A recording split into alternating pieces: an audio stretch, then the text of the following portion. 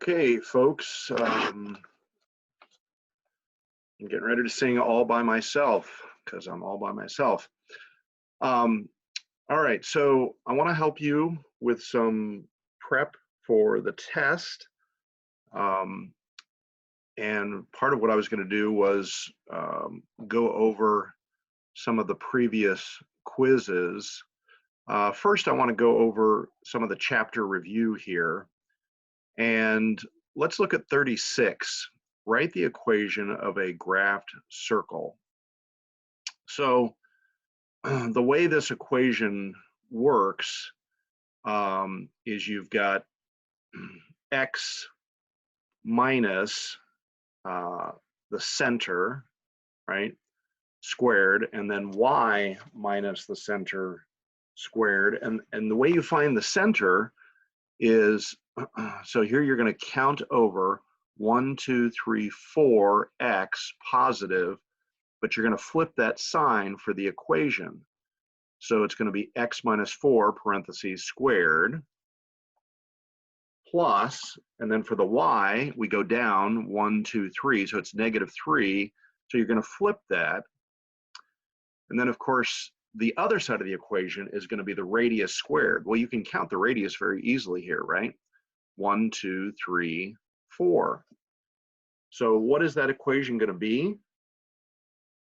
It's going to be x minus 4 squared, flip the sign, plus y plus 3 squared, flip the sign, equals 16, the radius squared. All right. Let's take a look at 34. 34, given circle M where AB is congruent with CD. So what do we call AB and CD, by the way? Those are called chords. Prove that arc AC is congruent with arc DB. So we've got perpendicular LN. So that's going to set up for us some right triangles. How would we prove, let's think about how are we going to prove AC is congruent with DB? Well, the way we would prove those congruent is if angle C is congruent with angle B, right? I should probably call it angle ABC is congruent with angle BCD. And of course, the way I would do that is not only are those inscribed angles, but they are also angles in triangle MNC and triangle MLB. So if I can prove those two triangles congruent, then I can prove those angles congruent by CP/CTC, and that's going to prove the two arcs congruent, okay? So if those two chords are congruent, AB and CD, well, that tells me that the perpendicular segments there from the radius, LM and NM, also have to be congruent because of the theorem. I think it's back in section 1. And then also, I also know that those two, and then I also know that LB has to be congruent with CN because that perpendicular radius also has to bisect. So I've got LB is congruent with CN. I've got LM is congruent with NMN. So what else do I have? Well, I have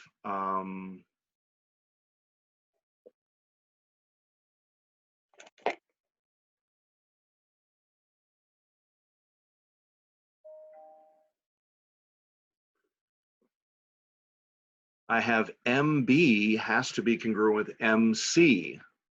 Why is that? Well, that's the easiest one. All radii of a circle are congruent.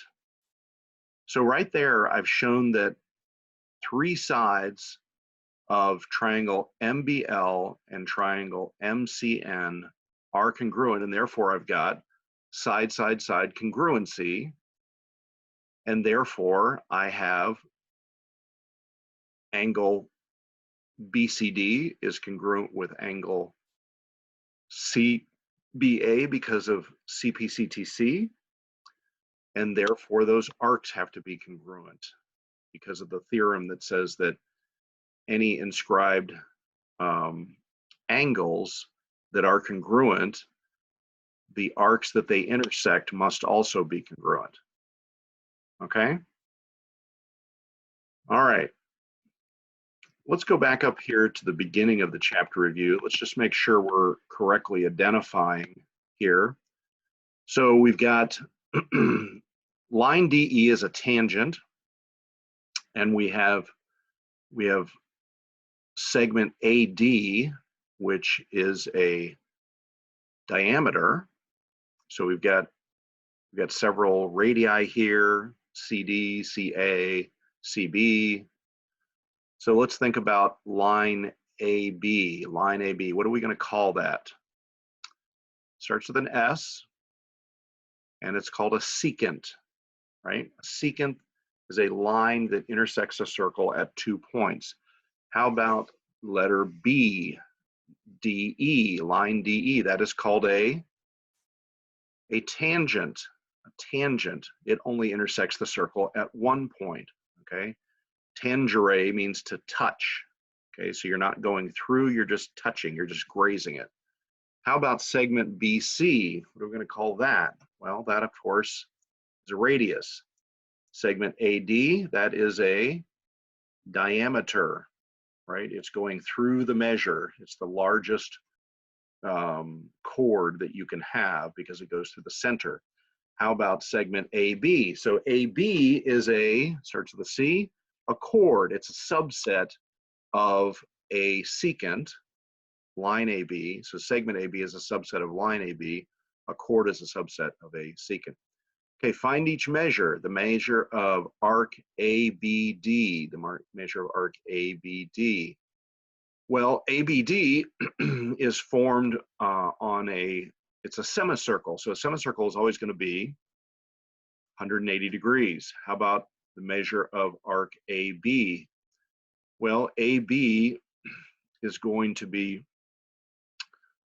the semicircle, 180 minus arc DB, 64. So you subtract that, and that's going to give you, what, 116? How about ADB? ADB. So ADB is going to be a major arc. So we're going to add 180, the semicircle, AD, to DB, our arc addition postulate. That's going to give us 224. How about these angle measures? ADE, ADE. Well, ADE, if it's formed from a tangent, it has to, what? Be perpendicular. So therefore it has to be 90 degrees. How about BCD? BCD is a central angle, so it's going to be congruent to the arc, so that has to be 64 degrees. How about DAB? DAB is a inscribed angle, so it has to be half, okay? And let's talk a little bit about, because when we get into section 5, we start getting into angles that are neither central angles or inscribed angles. They can be interior angles, they can be exterior angles. But I just want you to kind of imagine moving point A up toward point C and how you create that interior angle. And, if you think about an inscribed angle as half, think of it sort of like being the average of the 64 and the 0, right? There's no arc there because the intersection's right there. So 64 plus 0 divided by 2. So if you think of that inscribed angle as kind of like an interior angle, and conversely, if it was an exterior angle, 64 minus 0 divided by 2, So if you can connect section 3 and section 4, where we learned about inscribed angles and central angles, to section 5, hopefully that can help you. All right. Find each angle measure ABC, ABC. So ABC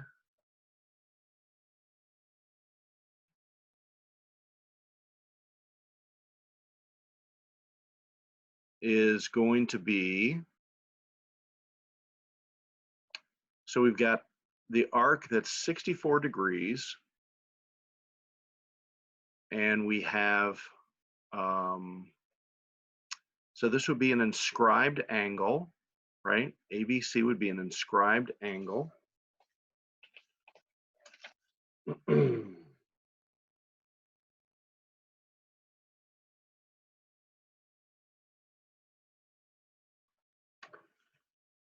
So what we need to focus on here is the fact that triangle ABC is what kind of triangle? It's an isosceles. How do I know? Because 2 of the sides are radii, all radii are congruent. So BC has to be congruent to AC. So therefore, angle ABC has to be congruent to angle CAB, which we already learned was 32 degrees. So therefore, ABC also has to be 32 degrees. Okay. Now, how about AED? AED. Well, again, let's think of AED as part of a triangle. And we know that this triangle is a right triangle. So I know that ADE is 90 degrees. I know that DAE is 32 degrees. So I just have to add those up, 122 degrees, subtract them from 180, and that's going to give me AED.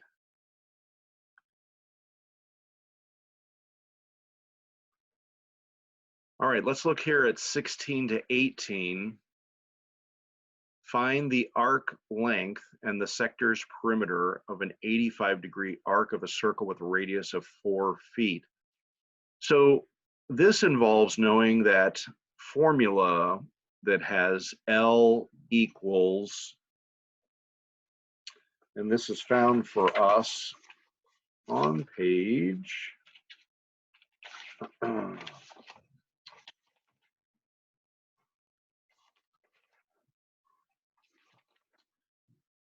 page 361. If an arc of a circle with radius r has a degree measure of theta, meaning a central, well, the arc is theta, so of course the central angle is going to be theta. The arc length, L, is given as L equals theta, right, the arc measure, divided by 360 times circumference, or 2 pi r. So basically, you're using that theta to find the portion, the ratio of the full circle times the circumference, right? Because the circumference would be the total length, and that of course is pi d, or 2 pi r. So here we've got a radius of 4 feet. So we're going to double that. So 8 times pi, and then 85 over 360. Okay. And that's going to give us 17 pi divided by 9. 17 pi divided by 9 when we reduce all of that out. So 8 times 85 over 360, you can reduce it down to, and then if we're going to find the perimeter, then we've got to add that to the 2 radii. Okay, so you'd have 4 plus 4 plus this 17/9 pi. And so sometimes you're going to be given the arc length, and you're going to give the radius. Sometimes you're going to be given the length, and you've got to find the arc length. So again, it's always being given two of the three variables. Your variables would be your length, L, your radius, R, and your theta, your arc length. So sometimes you'll be given two of those, you've got to find the third. So you just have to know how to do the formula. I'm going to stretch this out a little bit here. I'm going to try to. Okay, now here we've got 19 to 22. When we have an inscribed quadrilateral, what do we know about an inscribed quadrilateral? We know that the total angle measure of a quadrilateral always has to be 360. And when it's inscribed, they always have to be supplementary. Okay. So if the measure of arc WZ up there in the upper left is 105, find the measure of WXZ. So you're just going to do what? Subtract it from 360. That's how we find major arcs. If the measure of angle WYZ is 75, WYZ is 75, then find the measure of angle YXZ. YXZ. So we've got WYZ is 75, WXZ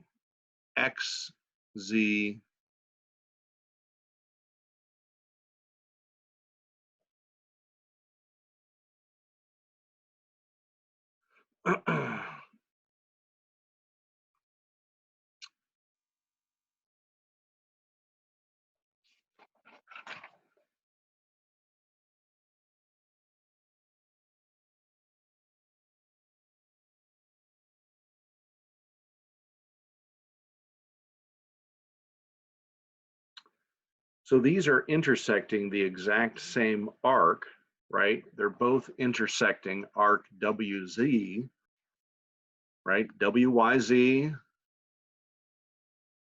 WYZ, X, Y, Z,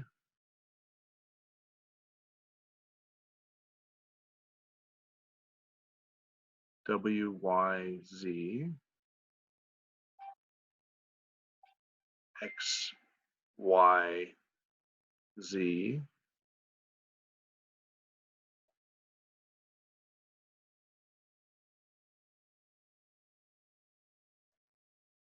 Oh, I'm getting a little messed up here.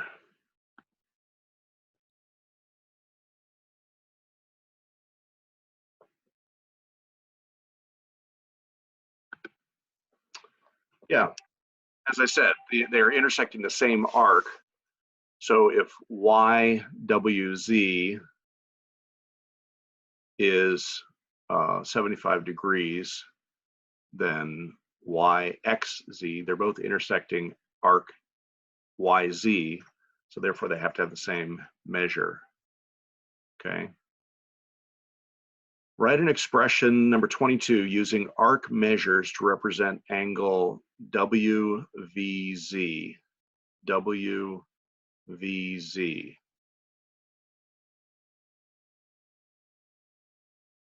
So this is an interior intersection.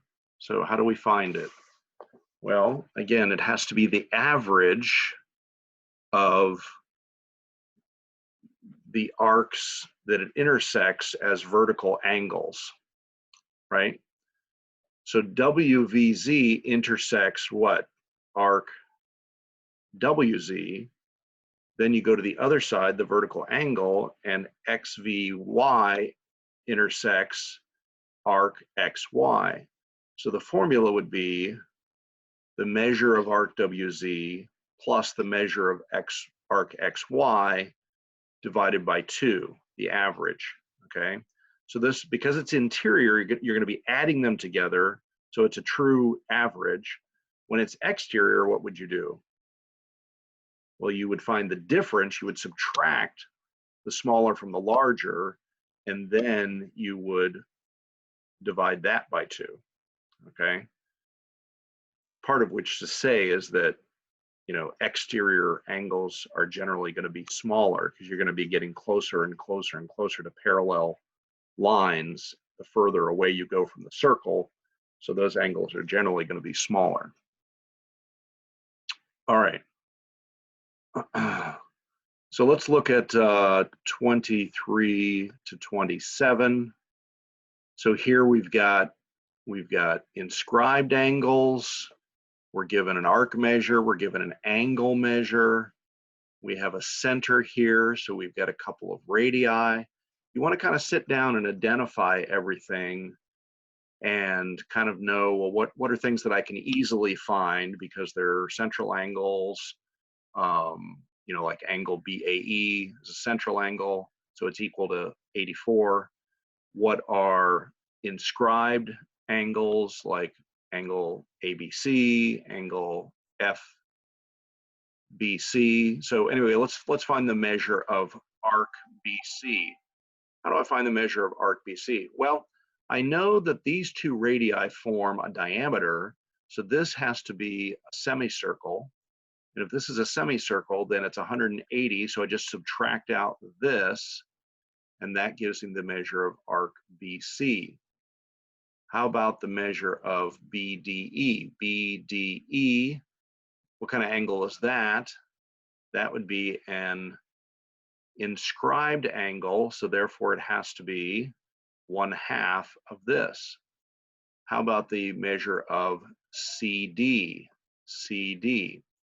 Well, if I look over here, I have an inscribed angle, so it has to be 1/2 of the arc that it intersects. So I just multiply this by 2.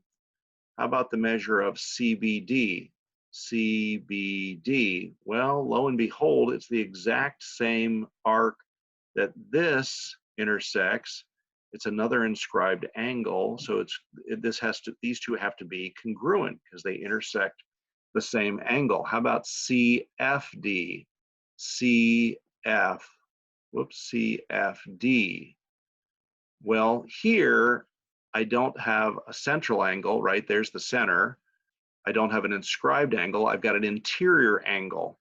So what I have to do is I need to take the average between BE and CD. So I'm going to double this. That's going to give me 58. 84 and 58 divided by 2. That's going to be the answer. Okay.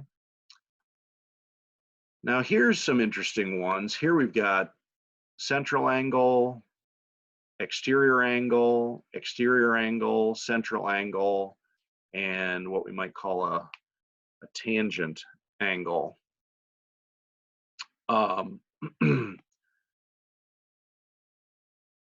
So let's look at 32. 32, what do we know that we need to find 44? Well, it's going to be this arc subtracted from this arc divided by 2. Well, what's this arc? Well, this arc is 360 minus this minus this. So in other words, I'm going to have to set up an equation that's going to have 2 x's, and that's how I'm going to end up solving this problem. So it's going to be 1/2 of 360 minus 120 minus x equals 44. Now, one of the easiest things to do here is, how do you get rid of that 1/2? Well, double the 44 so you can get rid of the 1/2. So in other words, instead of having 44 equals 1/2 this whole formula, you're going to have 88 equals. So you should always try to do that. Whenever you've got a fraction like that in your formula, just use the multiplication, the law of multiplication equality, and just multiply both sides by 2, or whatever the fraction is, and get rid of it. Okay, so 88 equals 240 minus 2x, and you reduce all that out, and then you'll be able to find the answer. Okay. All right, so write the equation for a circle centered at -3 with radius r. So again, what's our circle equation formula? It's x plus h squared, y plus whatever the other was, it k, hk, I can't remember, the two center plots, equals the radius squared. So all you got to do is plug these numbers in here. You flip the signs. X minus 2 squared plus y plus 3 squared equals, square the radius, 81. Okay. How about 38? Where are we going to put the center of, first of all, what's going to be the diameter of this circle? Well, if you know that 9 is the square of the radius, then the diameter is going to be 6. Well, how about where you're going to place the center? Well, you got x plus 4, so that's going to give you what? Flip the sign, -4. You got y minus 2, so flip the sign, so it's plus 2. So it's going to be -4 plus 2, so you're going to be in the upper left, and then you're going to have a radius of 3. So that's a pretty simple one. Okay. 39 is a little trickier. You've got to use the distance formula to go from the center to point P to find your radius. And once you do that, then you just use x plus 6 plus y minus 5, right? There's your center. So you use the distance formula to find the radius. So anyway, not terribly difficult. Okay, so I'm going to post this. I'd like you to work through as much of the chapter review. I'd like to do Mathurdy tomorrow, and then when you come back from vacation, we'll spend the first half of that week doing your test. Okay, so contact me if you have any questions.